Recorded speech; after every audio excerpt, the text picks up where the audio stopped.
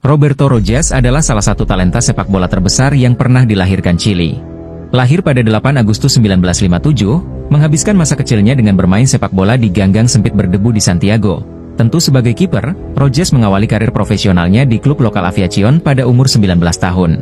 2 tahun kemudian, dia pindah ke klub paling sukses dalam sejarah sepak bola Chili, Colo-Colo.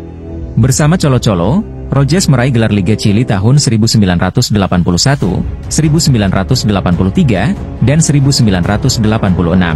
Saat bermain di Colo-Colo inilah, Rojas mendapatkan julukan yang sangat dibanggakannya, I Condor, atau Sang Raja Wali. Tahun 1987, Rojas melebarkan sayapnya saat hijrah ke Brasil untuk bergabung dengan salah satu klub paling tenar di negeri sepak bola itu, São Paulo FC. Namun, obsesi terbesar Rojas adalah tim nasional Chili. Hal yang paling aku inginkan adalah menjadi penjaga gawang. Menjadi penjaga gawang bagi negaraku, kata Rojas. Dan, Rojas tak perlu menunggu lama untuk cita-citanya itu. Pada umur 22 tahun, yang artinya hanya 3 tahun setelah dia memulai karir sepak bolanya, Rojas telah dipanggil untuk memperkuat tim nasional. Chili tidak tergolong negara kuat di kancah sepak bola Amerika Latin, lebih-lebih pada dekade 80-an. Di Copa America, mereka belum pernah juara. Sementara, putaran final Piala Dunia terakhir yang mereka ikuti adalah Piala Dunia 1982 di Spanyol, itu pun hanya sampai putaran pertama setelah mereka mengalami 3 kekalahan di babak penyisihan grup. Dengan Rojas di depan mulut gawang, Chili mulai merintis masa-masa cukup bagus di kancah sepak bola internasional. Pada Copa America 1987 di Argentina, Chili sukses masuk ke final, tapi kalah dari Uruguay. Meskipun begitu, ia tidak saja ingin menjadi penjaga gawang bagi negaranya, tapi penjaga gawang bagi negaranya di pentas Piala Dunia. Karena itu, setelah membawa Chili ke final Copa America 1987, tak ada mimpi lain bagi Rojas, kecuali membawa Chili berlaga di Piala Dunia 1990 Italia. Mimpi Rojas itu bukan perkara gampang. Dan, dia tahu itu. Maka, Rojas menempuh segala cara untuk mewujudkan mimpinya. Namun, ujungnya sungguh tragis. Tak hanya bagi dirinya, tapi juga bagi negara yang gawangnya selalu ingin dia jaga. Tanggal 3 September 1989, Chili harus melakukan pertandingan hidup mati. Mereka harus memenangi pertandingan itu jika masih ingin berlaga di Piala Dunia 1990 Italia. Sungguh disayangkan, lawan yang mereka hadapi di kandang saat itu adalah Brasil. Yang lebih mengerikan, mereka mesti meladeni tuan rumah di salah satu kuil sepak bola paling angker di dunia, Stadion Maracana. Tapi, Chili sama sekali tidak gentar. Pada pertemuan sebelumnya, mereka berhasil menahan Brasil 1-1 di Santiago. Maka, meskipun kini mereka akan menghadapi Brasil di Rio de Janeiro, di depan 180.000 pendukung yang menguningkan Maracana, Chili sangat mungkin menang. Keyakinan ini dipegang oleh publik Chili. Keyakinan itu masih terpegang erat oleh rakyat Chili dan segenap skuad La Roja, si Merah, ketika mereka mampu menahan gempuran para pemain Brasil hingga waktu turun minum tiba. Namun, 4 menit setelah kick-off babak kedua dimulai, keyakinan itu terancam saat Brasil memimpin 1-0 untuk tuan rumah. Bagi Rojas, sang Raja Wali dari Andes itu, sebiji gol Brasil tetap tak menggoyahkan keyakinannya untuk berlaga di Italia bersama La Roja. Dan tak lama kemudian, kerumunan pendukung Brasil di tribun belakang gawang Chili mulai melemparkan sesuatu ke arah mulut gawang Chili. Pada awalnya kerikil, lalu uang receh, kemudian baterai. Saat yang ditunggu Rojas itu pun datang.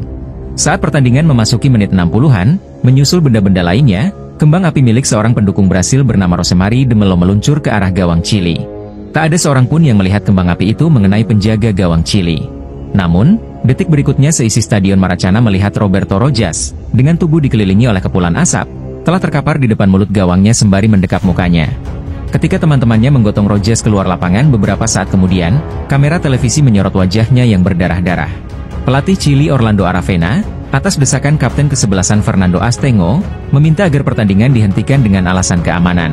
Pertandingan akhirnya dihentikan pada menit ke-65. Bersamaan dengan diajukannya permohonan pihak Chili ke FIFA untuk menggelar pertandingan ulang dengan Brasil di tempat netral, Chili dilanda suasana anti-Brasil. Salah satu headline koran di Santiago berjudul, "Perang telah dimulai." Sementara beberapa pendukung Chili melempari kantor kedutaan besar Brasil di Santiago. Seminggu kemudian, FIFA membuat pengumuman mengejutkan. Bukannya mengabulkan permohonan Chili untuk tanding ulang, FIFA justru memutuskan memberikan kemenangan 2-0 kepada Brasil sekaligus memutuskan Brasil lolos ke Piala Dunia 1990 Italia. Chili, yang dianggap melakukan pelanggaran berat dengan meninggalkan lapangan sebelum pertandingan selesai, didiskualifikasi dari babak kualifikasi. Setelah serangkaian penyelidikan terhadap peristiwa di Maracana, baik melalui rekaman pertandingan maupun pemanggilan saksi-saksi, keputusan FIFA lebih mengejutkan lagi. Roberto Rojas terbukti melukai diri sendiri untuk mendapatkan keuntungan, dan karena itu dilarang berkecimpung di sepak bola seumur hidup. Kapten kesebelasan Fernando Astengo dan pelatih Orlando Aravena yang menjadi biang keladi pemogokan Chili juga mendapat larangan, meskipun tak seberat Rojas. Sementara tim nasional Chili dilarang untuk ambil bagian dalam kualifikasi Piala Dunia 1994 Amerika. Meskipun untuk beberapa waktu tidak mau mengakui tuduhan FIFA tersebut, Rojas akhirnya tidak bisa mengelak dari apa yang sesungguhnya terjadi. Kembang api yang dilemparkan Rosemary de Mello memang sama sekali tak mengenainya, apalagi mengenai mukanya. Luka di pelipis yang membuatnya mendapat 4 jahitan memang dibuatnya sendiri dengan pisau cukur yang disiapkannya sejak sebelum pertandingan. Dalam tulisan Costa Kennedy yang secara dramatis menggambarkan suasana di ruang ganti Chili setelah pelemparan kembang api, diketahui bahwa Rojas telah merencanakan kejadian itu secara matang, hanya bersama Kapten Fernando Astengo. Tak heran, selain menjadi biang keladi mundurnya Chili dari pertandingan, Astengo pula lah yang membantu Rojas membuang pisau cukur berdarah yang hingga pertandingan dihentikan masih diselipkannya di balik sarung tangan sebelah kirinya. Setelah menyayat mukanya sendiri di Maracana pada 3 September 1989, Raja Wali itu jatuh tersungkur ke tanah dengan cara yang sangat menyakitkan. Dia tidak hanya kehilangan sepak bola, olahraga yang begitu dicintainya, tapi juga rasa hormat dari rakyat Chili yang dulu sangat memujanya.